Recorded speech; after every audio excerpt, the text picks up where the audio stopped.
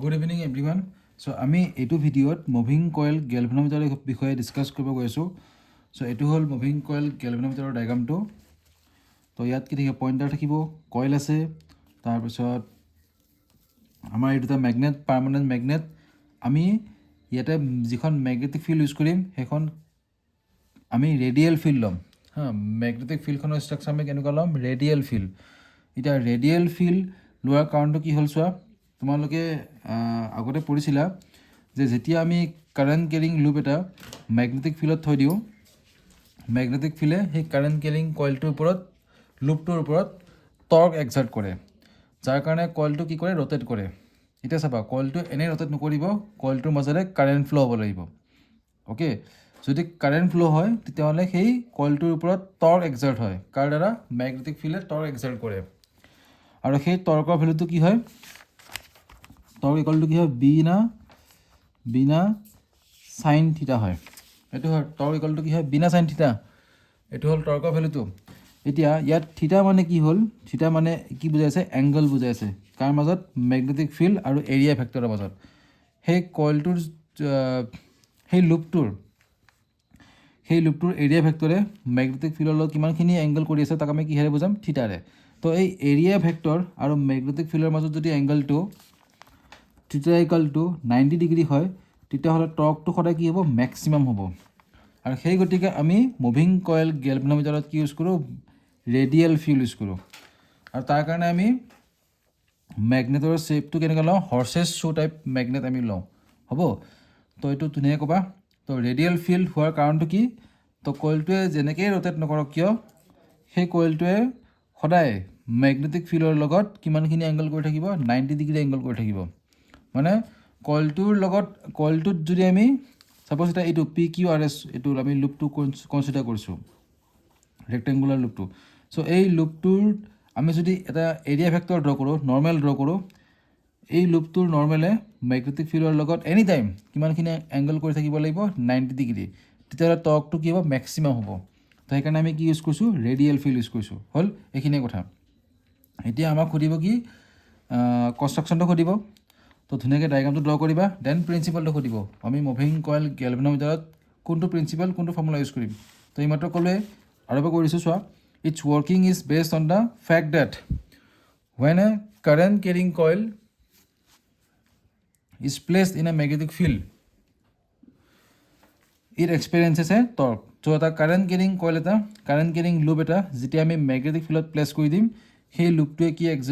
কি এক্সপিৰিয়েঞ্চ কৰে, torque experience কৰে। আৰু এইটোৱে ফৰ্মুলা আমি ক'ত ইউজ কৰিছোঁ, এই মুভিং কইল গেলভেনোমিটাৰত ইউজ কৰিছোঁ। আৰু থিটা মনত ৰাখিবা, angle between area vector and magnetic field. তো এতিয়া থিয়ৰিটো লাগিব, এইটোহে মষ্ট ইম্পৰ্টেণ্ট টপিক হয়, এইটো এক্সামত আহিব, প্লাছ নিউমেৰিকেল কুৱেশ্যন আহিব। তো ছাপ'জ আমি ধৰি লৈছোঁ এতিয়া, এল মানে কি হ'ল, লেংথ অফ দ্য কইল, আৰু বি মানে কি হ'ল, ব্ৰেথ অফ দ্য কইল, আৰু এন মানে হ'ল number of turns in the coil. এই কইলটোত কিমানখিনি টাৰ্ণছ আছে তাক আমি কিহেৰে বুজাম, এনেৰে বুজাম। আৰু আই মানে হ'ল কইলটোৰ মাজতে পাছ হোৱা কাৰেণ্টটো। এতিয়া আমি মেগনেটিক ফিল্ডখন কি লৈছোঁ, ৰেডিয়েল ফিল্ড লৈছোঁ, যাৰ কাৰণে কি হ'ব, যদি আমি ৰেডিয়েল ফিল্ড লওঁ তেতিয়াহ'লে কি হ'ব, the plane of the coil is parallel to the direction of magnetic field. So' কইলটোৰ যিটো প্লেন, যিখন প্লেনত, যিখন সমতলত কইলটো আছে, সেই প্লেনখনে মেগনেটিক ফিল্ডৰ লগত কিমানখিনি এংগল কৰি আছে, 0 ডিগ্ৰী এংগল কৰি আছে। শুনিবা এতিয়া, মই ইয়াত কৈছিলোঁ কি, এৰিয়া ভেক্টৰে মেগনেটিক ফিল্ডৰ লগত কিমানখিনি এংগল কৰিছে, 90 ডিগ্ৰী এংগল কৰিছে। ইয়াত কি লিখিলোঁ মই, পেৰেলেল লিখিছোঁ, বস্তুটো একেটাই হয়। চোৱা, ছাপ'জ এইটো কইল হয় এটা, তো এইটো কইলটো ছাপ'জ কোনখন প্লেনত আছে, এইখন প্লেনত আছে, এখন সমতলত আছে। তো এইফালে এই প্লেনখন, এই কইলটো যিটো প্লেনত আছে, মেগনেটিক ফিল্ডখনো সেইফালে আছে, মানে ছেইম প্লেনতে আছে। তেতিয়াহ'লে এই কইলটোৰ ওপৰত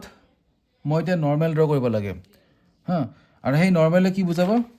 এৰিয়া ভেক্টৰৰ ডাইৰেকশ্যন বুজাব। এইটো এৰিয়া ভেক্টৰৰ ডাইৰেকশ্যন বুজাব। তো এৰিয়া ভেক্টৰৰ ডাইৰেকশ্যন কেনেকৈ বুজাব লাগিব,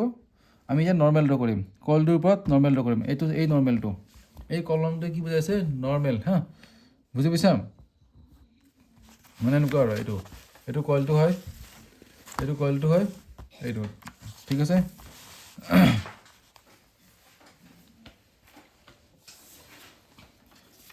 তো কি হ'ব চোৱা এতিয়া টৰ্ক এক্সপিৰিয়েঞ্চ বাই দ্য কইল কিমান হ'ব টৰ্ক ইকুৱেল টু বি না সাইন থিটা এইটো সদায় মোৰ বি নাটো বি মানে হ'ল মেগনেটিক ফিল্ড ইণ্টেনচিটি আই মানে হ'ল কাৰেণ্ট এন মানে হ'ল নাম্বাৰ অফ টাৰ্ণছ এ মানে হ'ল এৰিয়া ভেক্টৰ সাইন থিটা থিটা মানে কৈ দিছোঁ কি হয় এইটো torque experience by current carrying coil in a magnetic field এইটো সদায় মনত ৰাখিবা বহুত বেছি ইম্পৰ্টেণ্ট হয়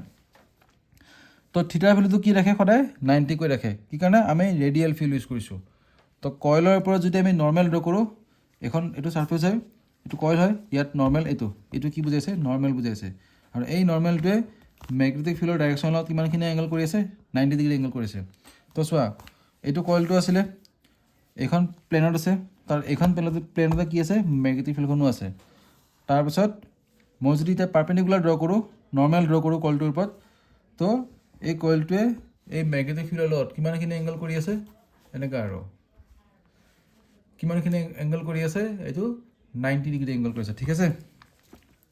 চ' সাইন থিটা ভেলু 90 হৈ গ'ল তো টৰ্কৰ ভেলু কি হ'ব এতিয়া বিনা হ'ব অনলি বিনা ঠিক আছে তো এইখিনি তোমালোকে এক্সাম্পল লিখিব নালাগে এইখিনি মই খালি বুজাই দিছোঁ এতিয়া চ' ডিউ টু দিছ টৰ্ক তো টৰ্কটো এক্সাৰ্ট হৈ গ'ল তো কইলটো কি হ'ব এতিয়া ৰোটেট কৰিব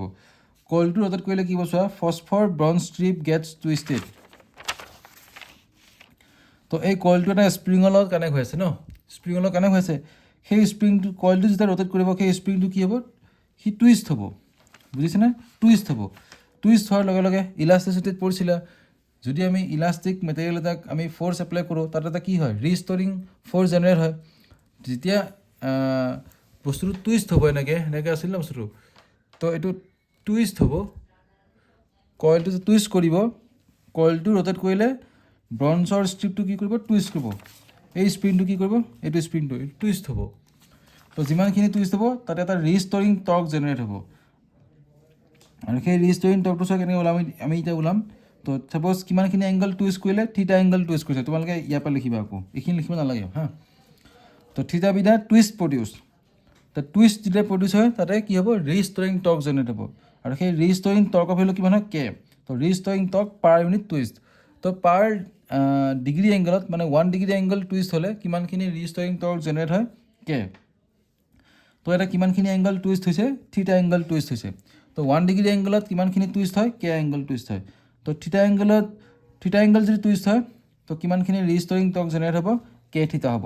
বুজিলা তো ইকুইলিব্ৰিয়াম পজিশ্যনত কি হ'ব সেই ৰিষ্টৰিং টৰ্কটো আৰু ডিফ্লেক্টিং টৰ্কটো কি হ'ব ইকুৱেল হ'ব তো ডিফ্লেক্টিং টৰ্ক মানে হ'ল কইলটোক যোনে ৰোটেট কৰাইছিলে লুপটোক ৰোটেট কৰাইছিল ন লুপটোক ৰোটেট এইটো চোৱা এইটো পি কিউ আৰ এছ এই লুপটোক ৰোটেট কৰোৱাৰ কাৰণে যিটো টৰ্ক জেনেৰেট হৈছিলে সেই টৰ্কটোৰ ভেলু কি হ'ল বিনা তাক আমি কি বুলি ক'ম ডিফ্লেক্টিং টৰ্ক আৰু এই লুপটো ৰোটেট কৰাৰ লগে লগে স্প্ৰিংটো কি হ'ব টুইষ্ট হ'ব যাৰ ফলত ৰিষ্টৰিং টৰ্ক জেনেৰেট হ'ব আৰু সেই ৰিষ্টৰিং টৰ্কটোৰ ভেলু কি হয় কে থিটা হয় তো আই ইকুৱেলটো কি হ'ব কে বাই এন বি এ থিটা তো এইখিনি চোৱা এইখিনি কি হয় কনষ্টেণ্ট হয়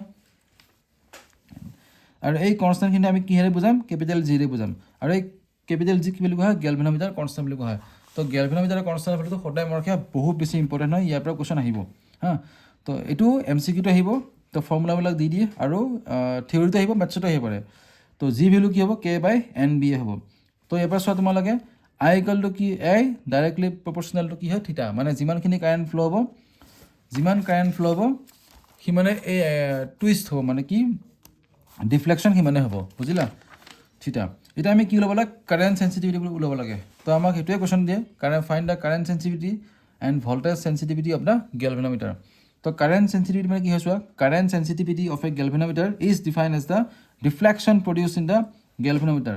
তো গেলভেনোমিটাৰত কিমানখিনি ডিফ্লেকশ্যন হয় পাৰ ইউনিট কাৰেণ্টৰ কাৰণে মানে 1 এম্পিয়াৰ কাৰেণ্ট বা 1 মিলি এম্পিয়াৰ কাৰেণ্ট ফ্ল' হ'লে বা 1 মাইক্ৰ' এম্পিয়াৰ কাৰেণ্ট ফ্ল' হ'লে কিমানখিনি ডিফ্লেকশ্যন হ'ব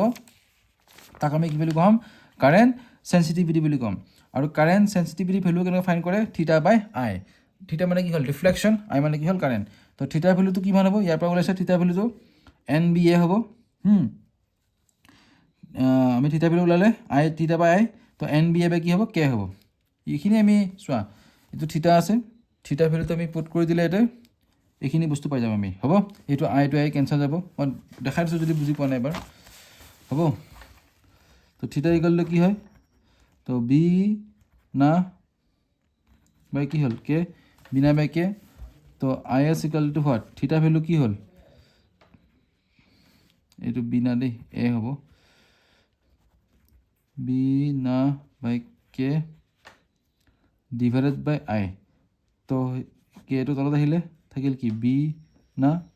তো আই আই কেঞ্চেল গ'ল সেইটো এন বি আই বাই কে অ'কে এইটো কি বুলি কোৱা হয় কাৰেণ্ট চেঞ্চিটিভিটি বুলি কোৱা হয় না নেক্সট টপিকটো কি আছে ভল্টেজ চেঞ্চিটিভিটি চোৱা ছেমে হয় কিমানখিনি ভল্টেজ চেঞ্চিটিভিটি মিনছ কি হ'ব of a galvanometer is define as the deflection produce in the galvanometer with a when a unit voltage is applied তো গেলভেনোমিটাৰ তোমালোকে গম পাইছা পজিটিভ টাৰ্মিনেল লাইন কি থাকে নিগেটিভ টাৰ্মিনেল চ' পাৰ ইউনিট ভল্টেজ এপ্লাই কৰিলে কিমানখিনি ডিফ্লেকশ্যন হয় গম পালা কিমানখিনি ডিফ্লেকশ্যন হয় সেইটো কি বুলি কোৱা হ'ব ভল্টেজ চেঞ্চিটিভিটি বুলি কোৱা হ'ব তো থিটা আমি থিটা ভি এছ ইকুৱেল কি লিখিম থিটা বাই ভি লিখিম তো এইখিনি আমি চল্ভ কৰিলে এন বি এ বাই কি হ'ল কে আৰ এইটো কে দেই কে আৰ মানে হ'ল ৰেজিষ্টেঞ্চ তো আমি আই এছ বাই আৰ পাই যাম তো ভল্টেজ চেঞ্চিটিভিটি কি ফৰ্মুলা কি হ'ল V S equal to what I S by R I S মানে কি হ'ল কাৰেণ্ট চেঞ্চিটিভিটি আৰু আৰ মানে হ'ল কি ৰেজিষ্টেঞ্চ তো এইখিনি মনত ৰাখিবা হ'ব থেংক ইউ